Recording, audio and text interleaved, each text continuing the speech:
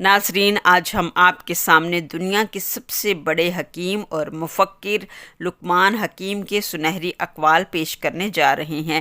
یہ وہ ہستی ہیں جن کا ذکر قرآن پاک میں بھی آیا ہے۔ ان کی نصیحتیں نہ صرف ان کے زمانے کے لیے تھیں بلکہ آج بھی ہماری زندگی کے لیے روشنی کا چراغ ہیں۔ لقمان حکیم اکثر اپنے بیٹے کو نصیحت کرتے۔ ایک مرتبہ انہوں نے اپنے بیٹے کو فرمایا، بیٹا، اللہ کے ساتھ کسی کو شریک مت ٹھہرانا، یہ سب سے بڑا ظلم ہے۔ نماز قائم کرو، نیکی کا حکم دو اور برائی سے روکنے کی ہدایت کرو۔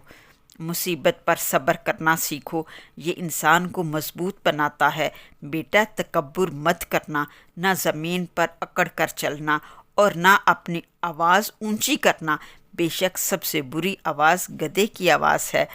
بیٹا، اپنی زبان کو قابو میں رکھو، زیادہ بولنا جھگڑوں کو جنم دیتا ہے، جبکہ خاموشی حکمت کا دروازہ ہے۔ خاموشی انسان کے اندر برداشت اور سوجھ بوجھ پیدا کرتی ہے، اسی لیے وہ کہا کرتے تھے کہ خاموشی محبت کو بڑھاتی ہے۔ لقمان حکیم انسان کی کامیابی کو اس کے دوستوں سے جوڑتے تھے۔ آپ نے فرمایا، بیٹا، دوست بنانے سے پہلے اسے خوب آزما لو، کیونکہ ہر کوئی دوست کہلانے کے لائق نہیں ہوتا۔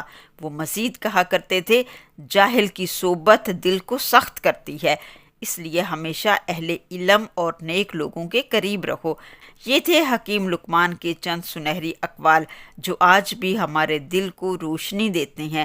اگر ہم ان پر عمل کریں تو ہماری زندگی سکون، محبت اور کامیابی سے بھر سکتی ہے۔